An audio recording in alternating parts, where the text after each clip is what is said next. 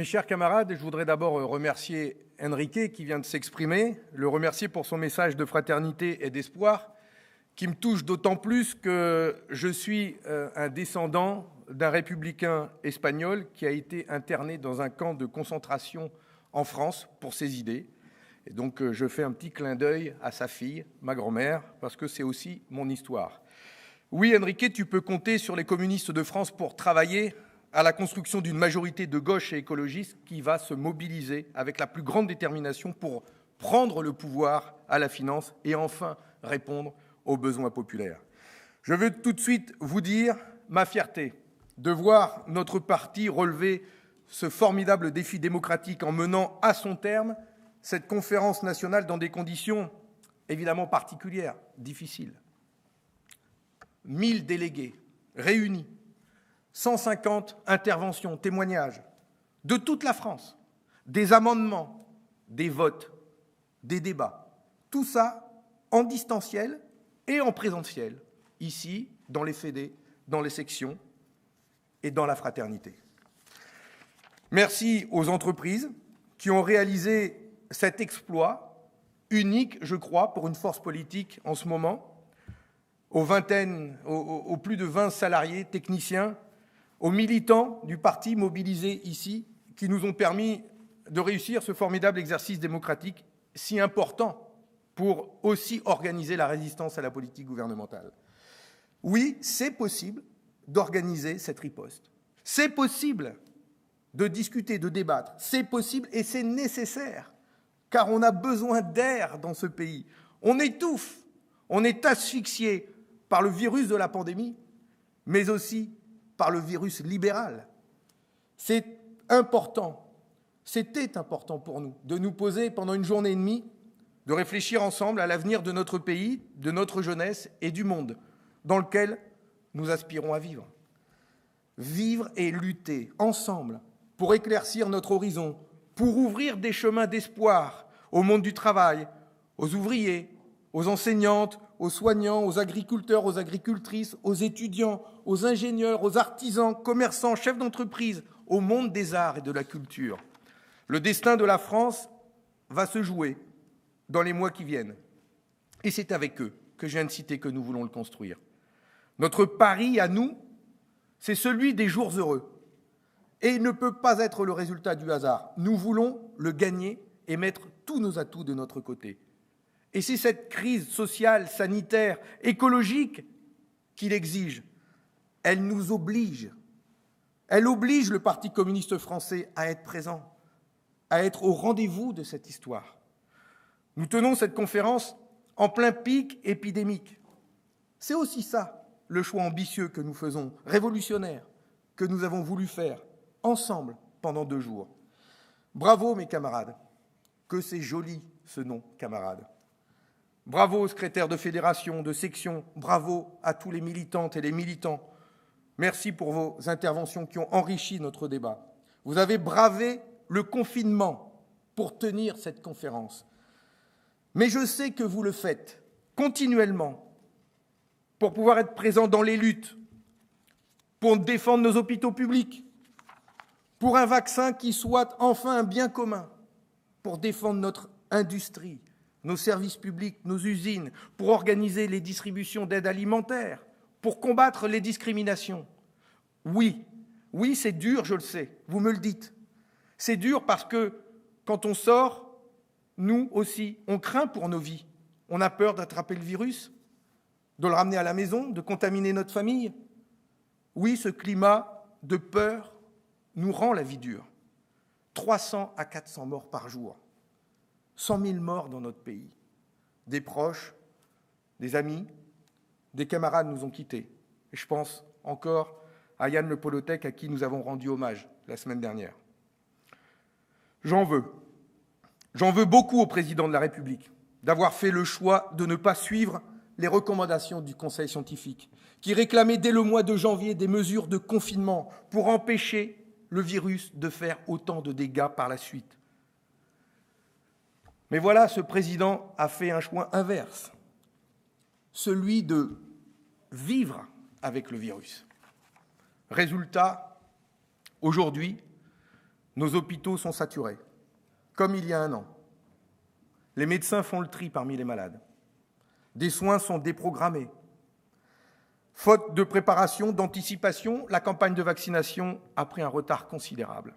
Un échec aux lourdes conséquences qui s'ajoutent à celui sur les masques, les tests, sur l'absence de mesures d'accompagnement des malades.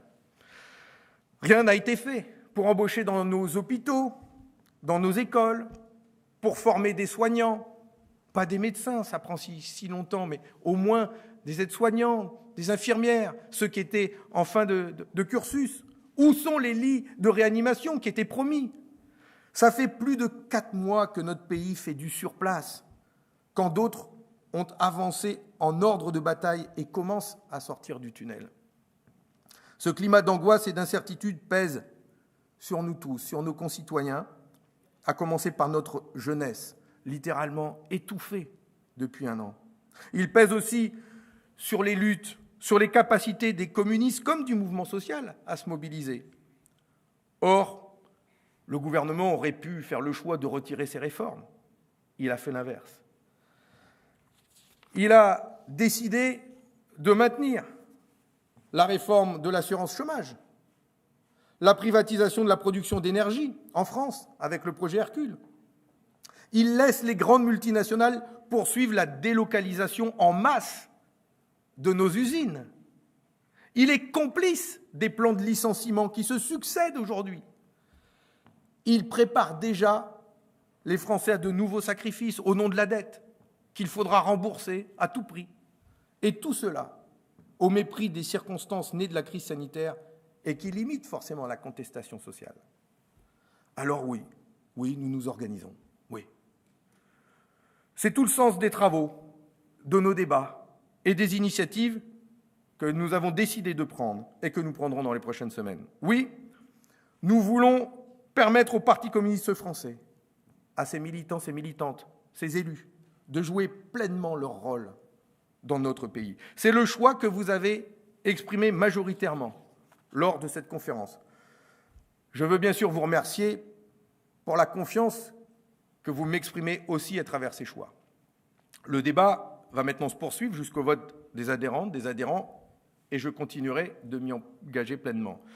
Je sais, je mesure pleinement combien cette confiance est aussi porteuse d'exigences, y compris me concernant. Nous en avons discuté tout au long de ces 2 jours. La situation est grave et elle nécessite surtout d'ouvrir un espoir. L'espoir de sortir notre pays de cette crise, l'espoir de changer de politique, l'espoir pour les Français d'être enfin protégés contre la pandémie, mais aussi contre le chômage, contre la précarité, contre la pauvreté. Nous avons bien sûr l'ambition de vivre ces idées et de les mettre en œuvre dans les départements et les régions, parce que l'actualité, elle est là et c'est dans les prochaines semaines. Et oui, nous voulons pour cela le plus d'élus communistes possible au sein de majorités de gauche dans le plus de régions et de départements possible. Et c'est possible de faire gagner la gauche lors de ces échéances. Nous y mettons tout notre poids, toute notre énergie. Et je serai très attentif à ce qui se passe dans nos cantons, dans nos régions, dans le Val-de-Marne, en Seine-Saint-Denis, en Normandie. Je le dis parce que je trouve inacceptable que les mêmes forces qui nous appellent au rassemblement pour 2022 disent nous tendre la main, cherchent en même temps à nous faire perdre ou créent les conditions de la désunion en juin 2021. Le rassemblement, ça se construit en actes, maintenant, et sur des choix clairs. J'y ai travaillé personnellement, en Hauts-de-France. Beaucoup de camarades l'ont fait aussi, dans beaucoup de régions, et ils le font dans beaucoup de départements. En Normandie, Sébastien Jumel et les camarades travaillent d'arrache-pied à créer les conditions de ce rassemblement. Alors j'en appelle encore une fois les Verts, les socialistes, à s'unir avec les communistes et les insoumis. Nous sommes tous mobilisés jusqu'au bout, jusqu'au 13 juin, premier tour de cette élection si elle est maintenue, pour faire gagner tous les communistes qui seront présents dans ces listes, toutes ces majorités.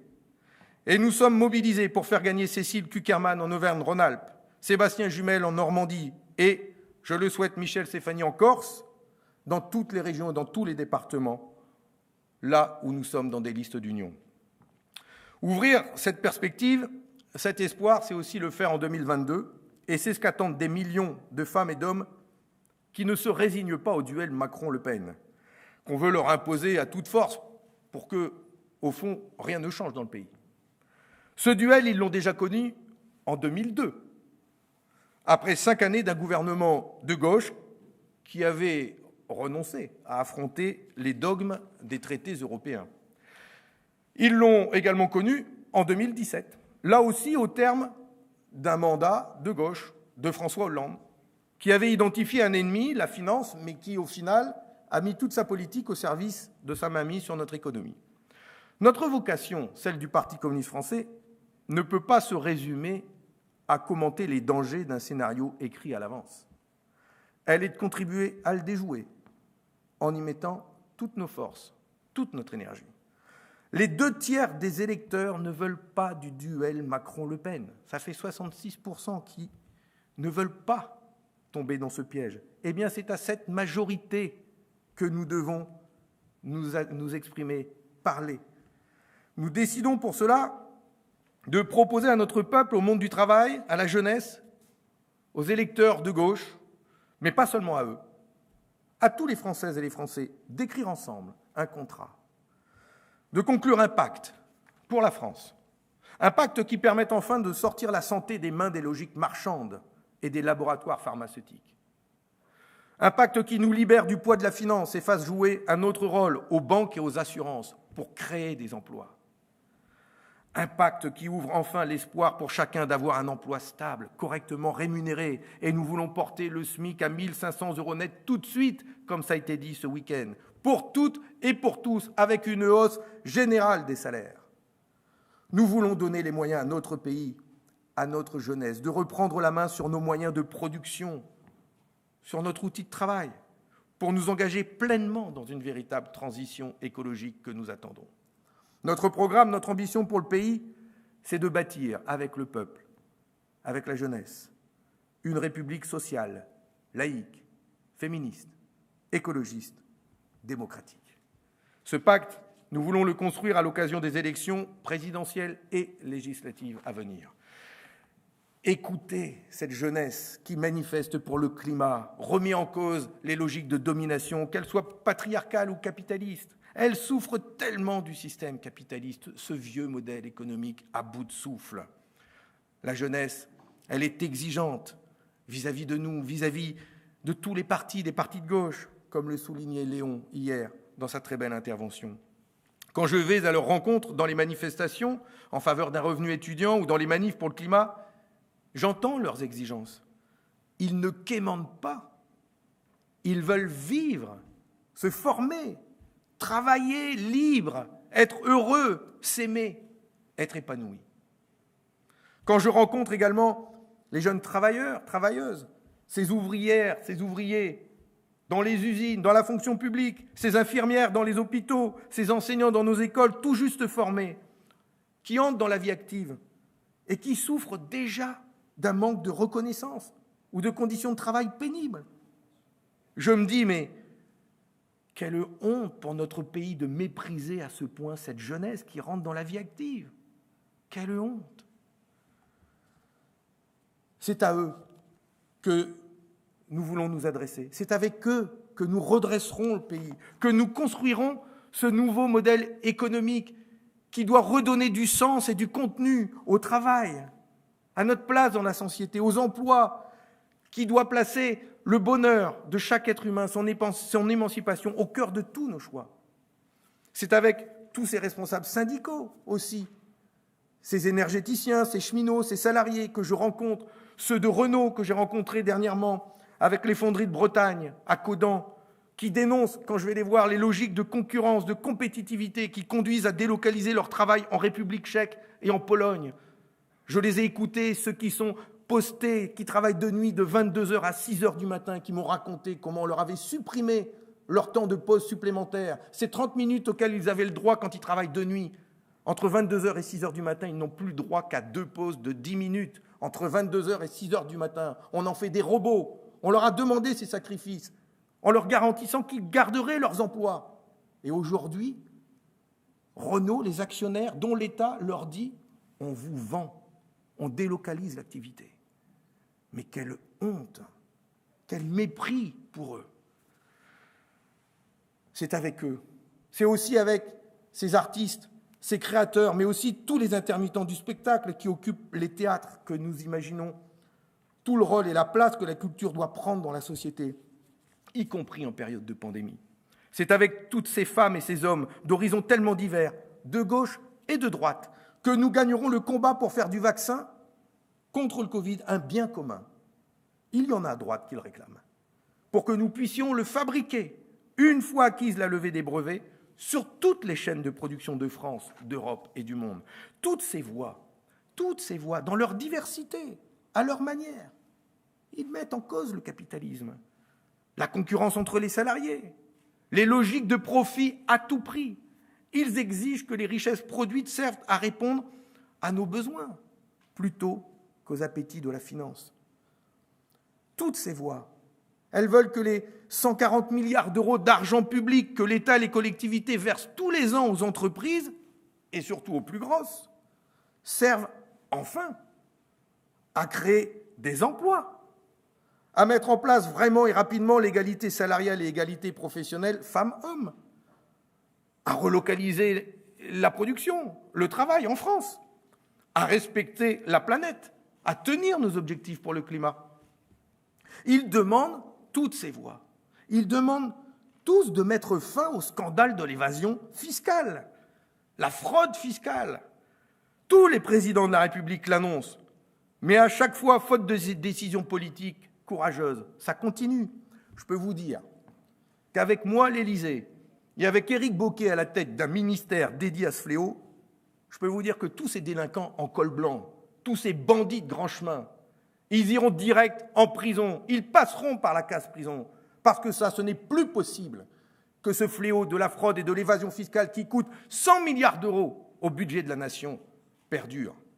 Ça doit être terminé. Et nous voulons y mettre un point final.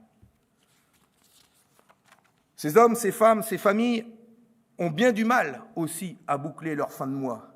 Ils demandent de mettre fin aux inégalités qui se creusent de plus en plus entre des riches qui, encore aujourd'hui, n'ont jamais gagné autant d'argent et des retraités, des salariés, du public comme du privé, qui, malgré leur salaire, un SMIC, tombent dans la pauvreté. C'est ça notre pays aujourd'hui. Travailler et tomber dans la pauvreté. Oui, nous voulons une France décidément libérée des dominations et des exigences d'une classe minoritaire. Nous voulons une France et une Europe solidaires, faites d'égalité réelle entre toutes et tous, de liberté reconquise, de fraternité humaine. Une France où les services publics, les entreprises publiques ne sont pas un problème, un coût, mais au contraire un puissant levier pour répondre aux besoins populaires et relever les défis du progrès social et de la transition écologique. Une France qui a enfin le courage de s'attaquer à la domination du capital, de construire de nouveaux droits pour les citoyens et les salariés, dans la cité comme dans l'entreprise.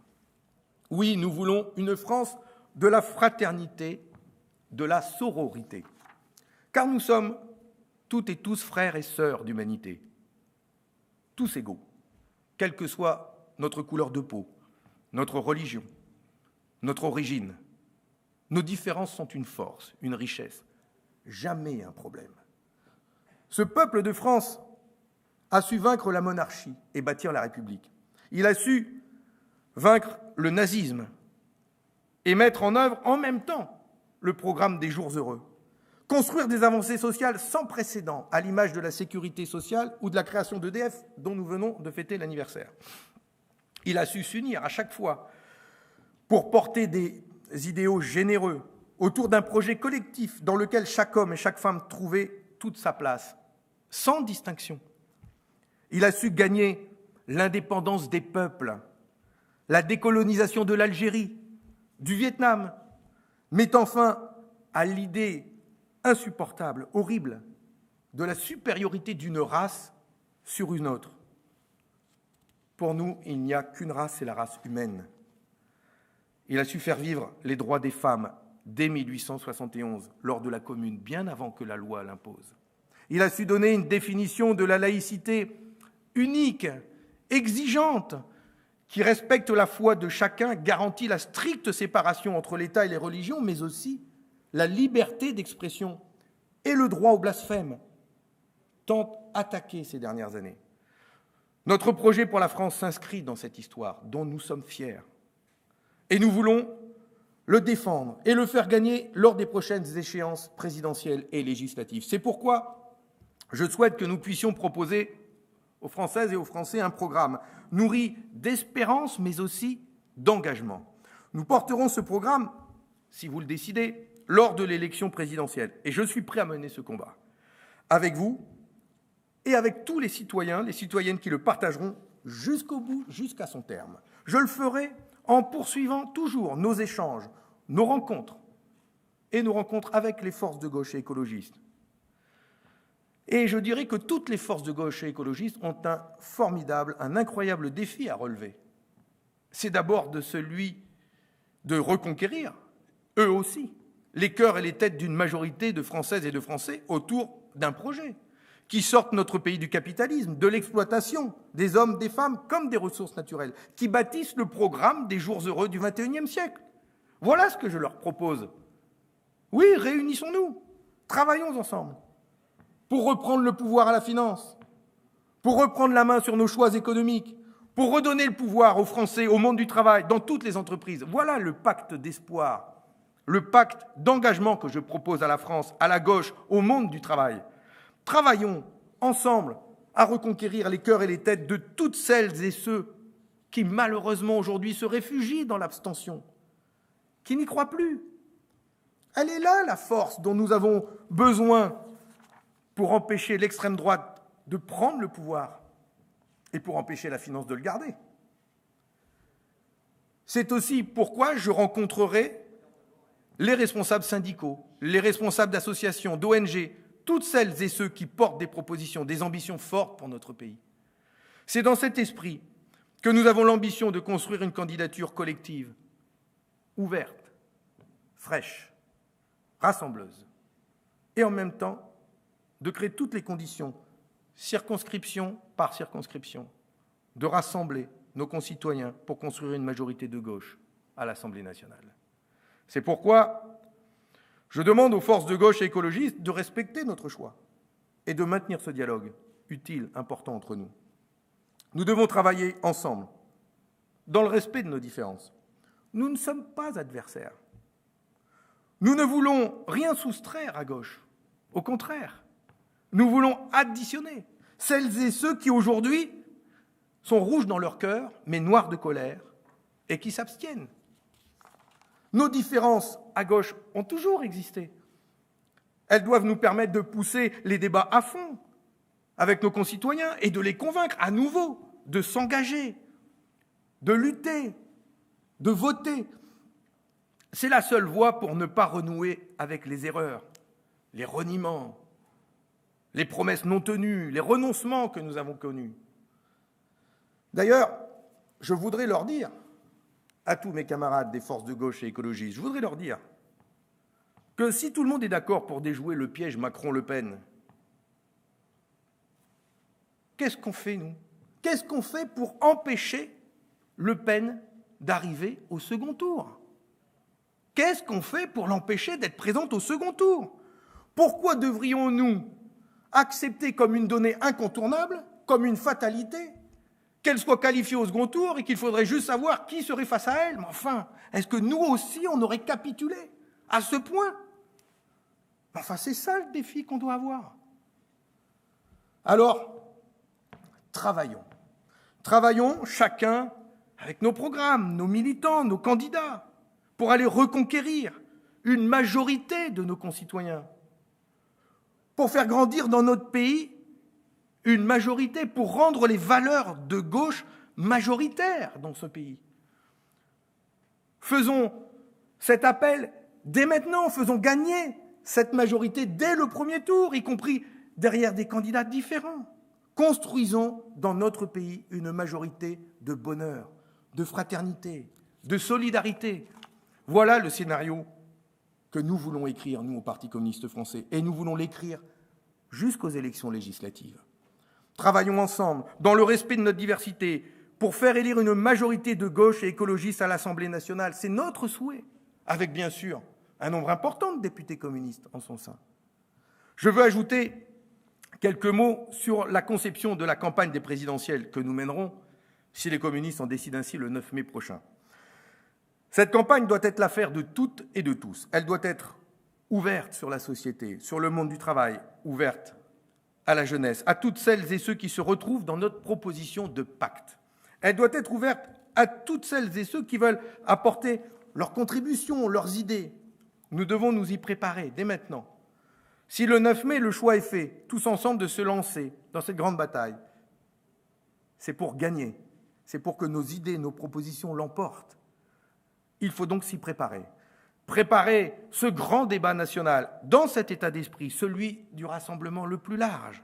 Oui, nous voulons convaincre des abstentionnistes déçus par la gauche, aujourd'hui convaincus que la politique ne peut pas changer leur vie, de revenir dans les urnes. Nous voulons convaincre des hommes et des femmes en colère de ne pas voter pour celle qui crie le plus fort, mais pour celui qui lui tend la main pour devenir un acteur du changement.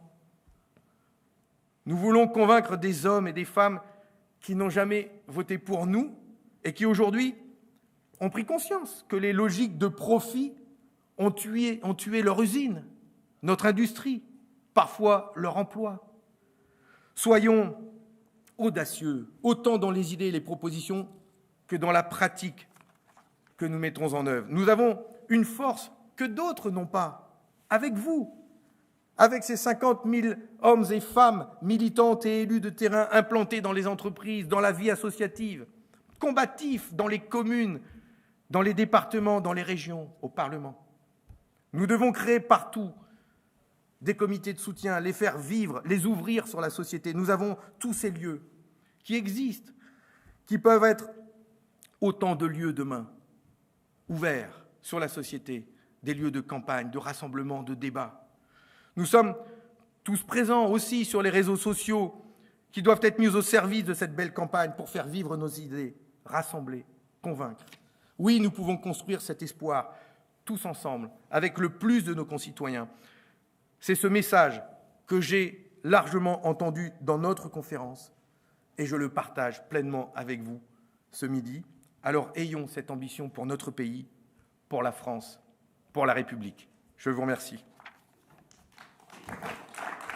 Debout les damnés de la terre, debout les forçats de la faim, la raison dans son cratère, c'est l'éruption de la faim.